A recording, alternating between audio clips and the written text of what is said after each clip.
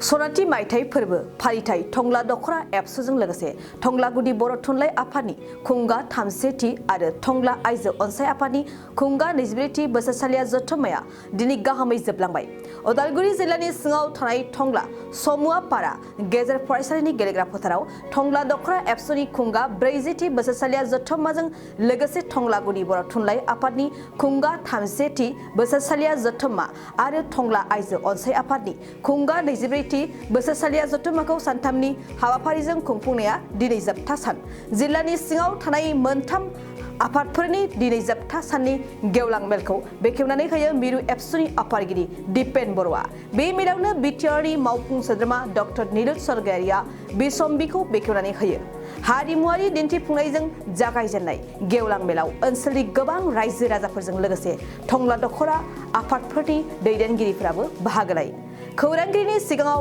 उदालगुरि जिल्ला बर' आइजो अनसाय आफादनि आफादगिरि मनजुलि बर'आ माखासे गोनां बिबुंथिखौ बुंथियो। गिबियावनो आं नोंथांमोननिसिम साबायखर बावहरदों। बे थांनाय 7, 8 आरो 9 2023 मायथाइनि मोनथाम आफाद टंला दखरा दुलाराय बर' फरायसा आफादनि खुंगा 40थि बोसोरसालिया जथुम्मा एबा सनाथि मायथाइ फालिथाय लोगोसे टंला गुदि बर' थुनलाइ आफादनि खुंगा 33थि बोसोरारि जथुम्मा आरोबाव खुंगा 24थि बोसोरसालिया जथुम्मा टंला दखरा दुलाराय बर' आइजो अनसाय आफादनि जथायै खुंनाय बे मेलखौ आङो जोबोर गोजोननाय मोनदों। मानो होनब्ला आङो नुदों दि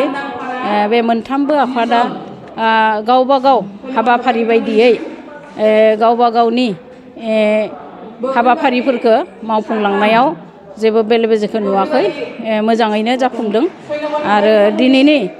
बे 8 अक्ट'नि गिबि हाबाफारि फिरफिला बिरहोनाय बे हाबाफारियाबो मोजाङैनो जानानै थांबाय। उननि हाबाफारिफोराबो जाखांनानै दोङो। आरो दायो आङो टंला दखरा दुलाराय बर' आइजो अनसाय आफादनि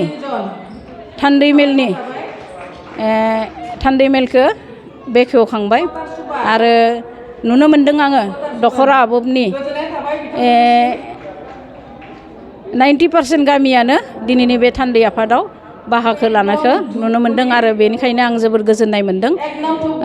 आरोबाव दिनैनि बे थान्दै मेलाव माखासे थांखिफोरखौ सावरायलायनानै आरोबाव जोङो मोजां थांखि लानानै टंला दखरा आबबा मोजां हाबाफारिफोरखौ मावफुंनो हागोन बेखौनो आं हास्थायदों आरो आं गोजोननाय मोनदों। बे हाबाफारिया जाहाथे मोजाङै जानानै थाङो आरो गाबोननि गेवलां मेल आरो गुबुन गुबुन हाबाफारिफोराबो जाहाथे मोजाङै जालाङो बेखौनो हास्थायनानै आं दिनैनि बे जथायै खुंनाय मेलनि सोमोन्दै बेखिनिखौनो बुंनानै फोजोबनाय जाबाय। जोंनि बे समाव नुनो मोनदों माखासे बर'नि आइजोफोरा हाबा जाखानाय बिथांमोना गोबां बेले बेजे खामानियाव आगान होयो। बेखौ फोसाबनो थाखाय नोंथांमोननिफ्राय माबा राहा थागोन नामा? बेखौ फोसाबनो थाखाय आं दायो बयसो बुंनानै थांबाय बे आयदानि सायाव। जोङो नाजादों बेफोरखौ फोसाबनो थाखाय, नाथाय जोङो जोंनि आइजो माहारिनि गेजेराव जों दुलाराय बर' आइजो अनसाय आफादाबो माखासे सांग्रांथि मेल लानायनि थांखिफोरखौ लादोंब्लाबो जोङो बेखौ माखासे समनि अभाबाव बा जोंनि मावथिफोरनि अभाबाव जों बेफोरखौ सांग्रांथि मेलफोरखौ खुंफुंनो हायाखै। थेवब्लाबो जों नाजादों जे इयुनावबो जों नाजानानै सांग्रांथि मेल खुंनानै बेफोरनि सोमोन्दै गुवारै बिजिरलायनानै सावरायलायनानै बेफोरखौ फोजोबनो थाखाय जोङो नाजागोन। जे जोंनि आइजो माहारिनि गेजेराव बे बेले बेजेया जों नुनो मोनदों, दुखु मोनो, नाथाय जोङो बेखौ जों मावफुंनो हायाखै। नाजागोन जों मावफुंनो आरो नाजाबायबो थादो। दायो बिटिआर ओनसोलाव माखासे दायो दुंहाव थासारि सोलिगासिनो, बेखौ जुदि फोजोबस्रांनोब्ला खौसेथिनि गोनांथि जायो, नोंथाङा सानोना? बेथ' सैथो खोथा। जोंनि गेजेराव खौसेथि गैयैनि थाखायनो जों दा बे बेले बेजे माखासेखौ नुनो मोनदों आरो जों सानदों जोङो बयबो गासैबो खोथाखौ राजनितिनि माखासे खोथाफोरखौ गारनानै जों समाजारि संगठनफोरा जों खौसे जानो नांसिगोन आरो खौसे जायाबा हयथ' जोंनि हारिया जोबलांनायनि लामायाव गोदोआव जाबायदि जोङो गोदोनानै दोङोमोन गुबुनजों थगायजादोंमोन बे अबस्थाया हयथ' जोंनि गेजेराव फैफिननो हागौ आरो बिनिखायनो आं सान्दों जों बयबो खौसे जानांगोन आरो बे खामानिया दा बयनो जाथों आं बेखौनो आंनिफ्राय आसा खालामो। बर' आइजो हिसाबै माखासे सिगां समाव आं दहायनो मोनसे खोथाखौ बुंखादों जे आथिखालाव जोंनि दुलाराय बर' आइजो अनसाय आफादा बांसिनानो साकरि मावनाय जायफोर मेन बिबानफोर दोङो बे माने सैथो नङाबाबो जोङो बेखौ मानिनानै लानांगोन मानो होनोब्ला आथिखालाव नोंथांमोना नुनो मोनदों सरकारि जायफोर साकरियाल खामानिया माने बांनायनिफ्राय बांलांदों जायनि थाखाय जोङो बिबानगिरिफोरा माने गोसो होनानै माखासे खामानिफोरखौ मावफुंनो हायाखै बा आइजोफोरखौ जोङो गथायसे खालामनो हायाखै थेवब्लाबो जोङो नारा नाथानि गेजेरजों मोनसे सम दसे सम बन्द मोनोब्ला माबा मोनोब्ला बेबायदि मेलफोरखौ खुंनानै जोंनि आफादखौ जोङो लाखिनो थाखाय नाजागासिनो दोङो आरो आं सानो जे साकरि मावनायनि अनगायै गुबुन गुबुन आइजोफोरखौ जों जुदि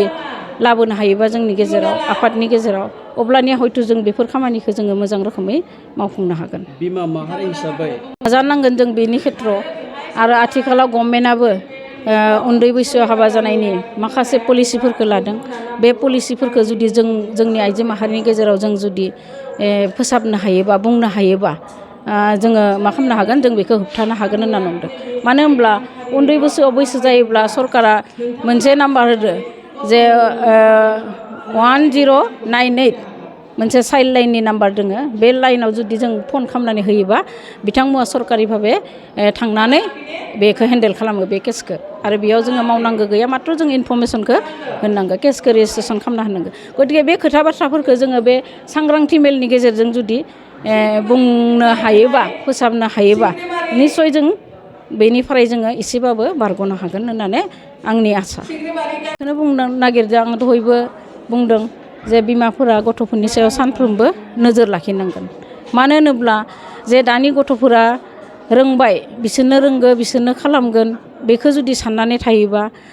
बे जानाय नङा जों साफ्रोमबो बिमाया रोङाब्लाबो मा खालामनांगोन गथ'खौ नोजोर लाखिनांगोन जे गथ'आ मा खालामबाय थादों न' सिङाव थानानै मा खालामदों फरायदों ना बियो मबाइल नायबाय थादों ना माबा मोनसे खामानिखौ मावबाय थादों बा मबाइलाव मा नायबाय थादों बियो मबाइलजों मायबा सोलोंदों ना माबा गाज्रि माबाखौ नायबाय थादों बेखौ सानफ्रोमबो बिमा माहारियानो साफ्रोमबो बिमायानो बेखौ नोजोर लानांगोन बिनि अनगायैबो जोङो जे मा खालामनांगोन सोरखौबा जुदि जों नुदोंबा बिमा माहारि हिसाबै गुबुननि गथ'बाबो जों मा खालामनांगोन न' खाथिनि गथ'बा जों बेखौ जुदि नुयोबा जों फंसेबाबो बुंनो थाखाय नाजानांगोन बेखौ जोङो बुजायनो नाजानांगोन बेखौ मोजां लामायाव लाबोनो थाखाय नाजानांगोन आं सानो बिखेकके जों दुलाराय बर' आइजो अनसाय आफाद हिसाबै जोङो दायित्व लानो हायाबाबो साफ्रोमबो बिमानियानो गथ'खौ बेबायदि गाज्रि लामाथिं थांनायनि फ्राय बारग'होनो दायित्व दङ होननानै आं सानो। गोसो गुदुं गलादारफोरनि थाखाय मोनसे मोजां खौरां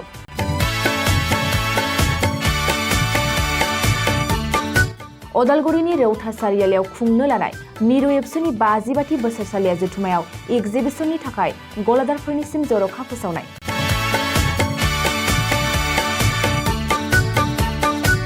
फैगौ 2023 मायथाइनि 26, 27, 28 आरो 29 जानुवारियाव खुंनो लानाय मिरु एबसुनि बोसोरसालिया जथुमायावनो बायदि रोखोमनि मुवा बेसादफोरखौ दिन्थिफुंगोन एक्जिबिसन बे एक्जिबिसनावनो आबादारि हेन्डलुम टेक्सटाइल फिचारि आरो हारिमु बायदि बायदि आयदाफोरखौ दिन्थिफुंनो थांखि लादों बानजाय आफादा बेनिखायनो गोसो गुदुं सुबुं एबा गलादारफोरा एक्जिबिसनाव गला होफैनो हागोन आरो गला होनायनि सोमोन्दै आबुं बाथ्राखौ मिथिनोब्ला नैबे मबाइल नम्बर 9365245137 आव थोंजों सुलाद लानो हागोन।